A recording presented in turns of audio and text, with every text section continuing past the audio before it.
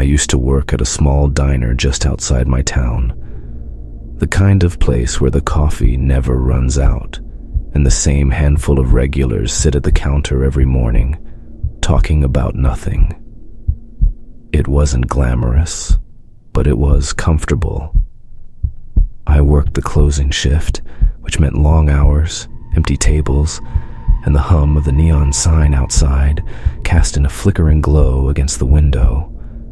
Most nights, it was just me and the cook, and for a while, nothing was wrong until the phone calls started. They always came at 9:45 p.m., right before I locked up. The timing was exact, like clockwork. At first, I thought it was someone calling for a late-night order. I'd answer, but there'd be nothing. No breathing, no static, just dead silence. Hello? Still nothing. Then a click. It wasn't immediate either. Whoever was on the other end always waited a few seconds before hanging up. It happened again the next night. Same time, same silence, same slow, deliberate click. I told myself it was just a prank, kids messing around, someone drunk dialing a random number. But then, I started noticing things. One night, after closing up, I walked to my car and saw something tucked under my windshield wiper. A napkin from the diner, neatly folded. It had nothing written on it.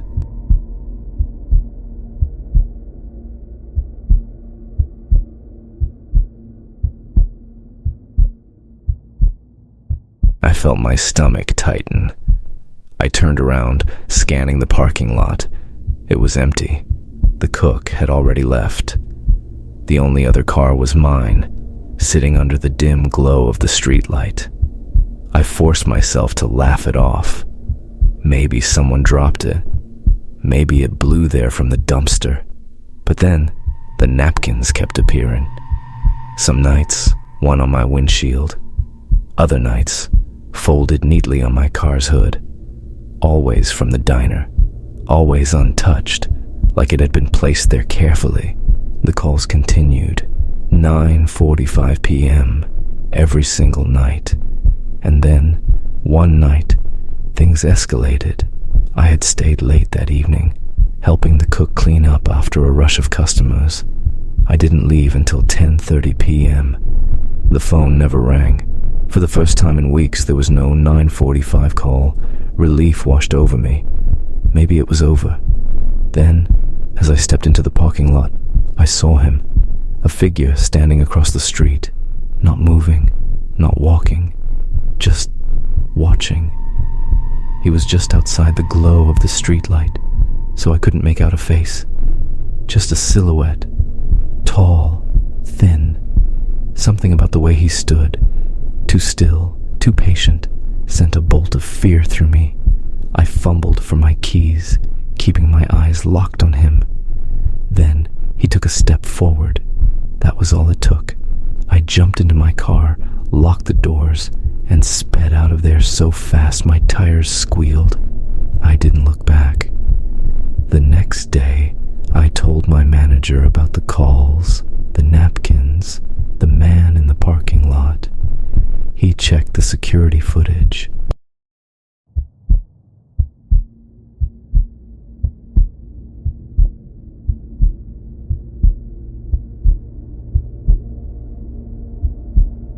There was no one across the street. I felt a chill crawl up my spine. "That's not possible," I said, but something was worse. The footage showed something else. At 9:45 p.m., the exact time I had answered the phone, the diner's front door moved. Not open, not all the way, just an inch, like someone had been standing there, listening. My manager turned pale. He locked the office door while we watched the rest of the footage. The door never fully opened. And yet, no one had touched it. No one had walked up to it. No one had left. But at 10:30 p.m., the moment I walked outside, the door swung shut. Like whoever had been standing there had finally decided to leave. That was the last shift I ever worked. I quit the next morning. But here's where it gets even worse. A few months later, the diner burned down. No one was inside when it happened. The place was empty. But when the fire department arrived, they found something strange near the back door. A single napkin, folded perfectly, untouched by the fire, like it had been waiting there all along.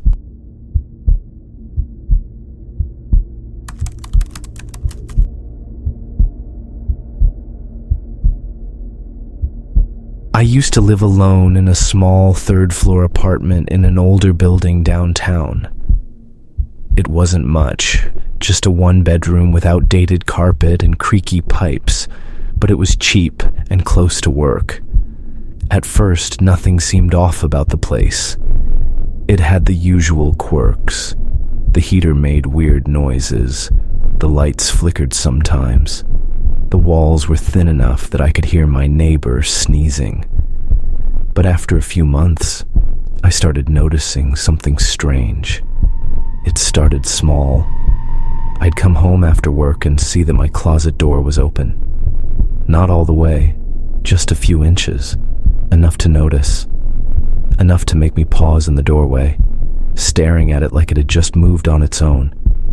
I always shut my closet before leaving. I was sure of it. At first, I figured I had just forgotten. Maybe I'd been in a rush that morning.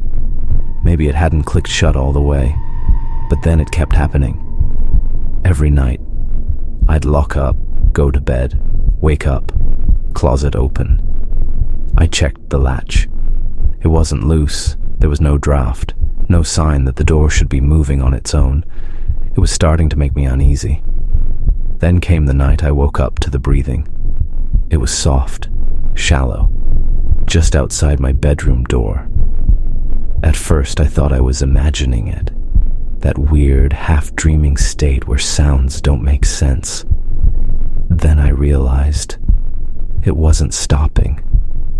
Someone was standing there.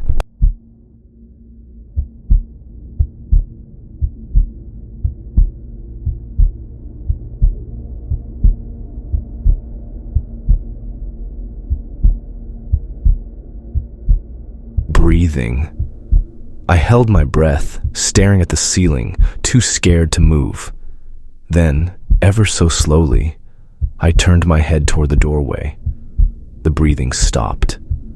I reached for my phone on my nightstand, heart slamming against my ribs, and turned on the flashlight. Nothing. The doorway was empty, but my closet door was wide open. I didn't sleep the rest of the night. The next morning, I searched the entire apartment, every cabinet, every drawer, every inch of space where someone could hide. Nothing. No signs of a break-in, no unlocked windows, no proof that I wasn't just losing my mind. But then I found something that wasn't mine. A pair of shoes tucked neatly under my bed. Not mine. They were small, women's shoes, old, worn, covered in dust. Like someone had been walking in them for years. I grabbed them, heart pounding, and tossed them into the hallway. I barely lasted another night before I called my landlord. I wanted to know if anyone had keys to my unit. Maybe the last tenant? Maybe someone had been sneaking in? At first, he brushed me off, said I was the only tenant, that no one else had access. Then, as I kept pressing, his tone changed. "Wait, you said third floor?" "Yeah." He hesitated.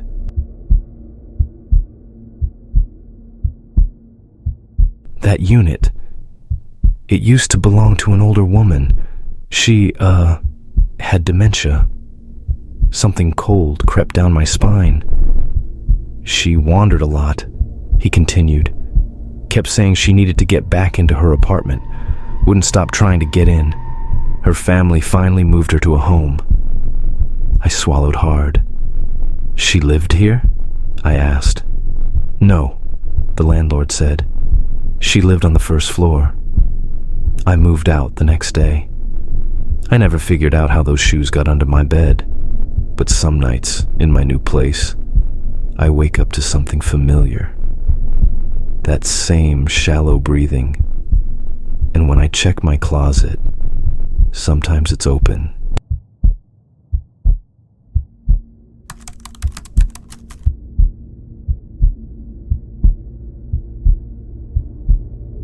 For years, I took the same bus to work every morning. Same route, same stops, same people. There was something comforting about the routine, knowing exactly where I'd sit, knowing the faces of the regulars, even if we never spoke. It was uneventful, until it wasn't. One morning I slid into my usual seat, third row from the back by the window, and noticed something strange. A note, folded, tucked neatly into the seat next to mine. I picked it up, thinking maybe someone had dropped it. One sentence. "You shouldn't take this bus today." No name, no explanation. Just that. I glanced around, but no one was looking at me. The old man with his newspaper, the college student with her headphones, the woman scrolling on her phone, the same people I saw every day. I told myself it was a joke, someone messing around. I slipped the note into my pocket and forgot about it. But then it happened again. The next morning, another note. "Seriously, take another route. Same seat, same handwriting." This time, I felt uneasy. It wasn't funny anymore.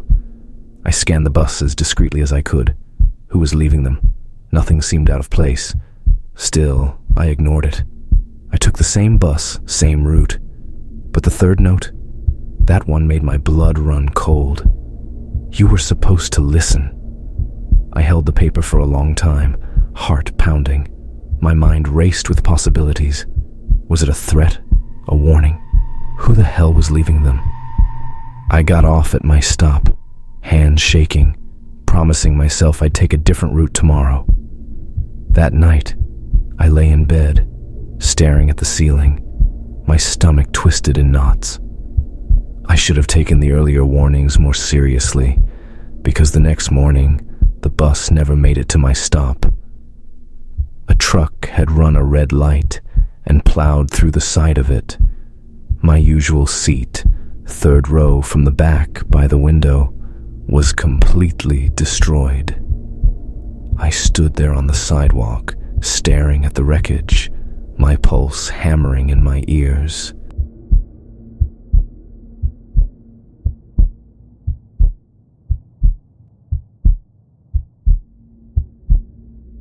And that's when I saw it. Underneath the twisted metal, lying untouched among the debris, was another folded note. I felt sick as I stepped closer. It was open, like someone had meant for me to find it. The writing was the same. "This was your last warning." I never took the bus again. But sometimes, even now, when I sit in public places, I get the feeling I should check the seat next to me. Because what if there's another note? And what if next time I don't get a second chance?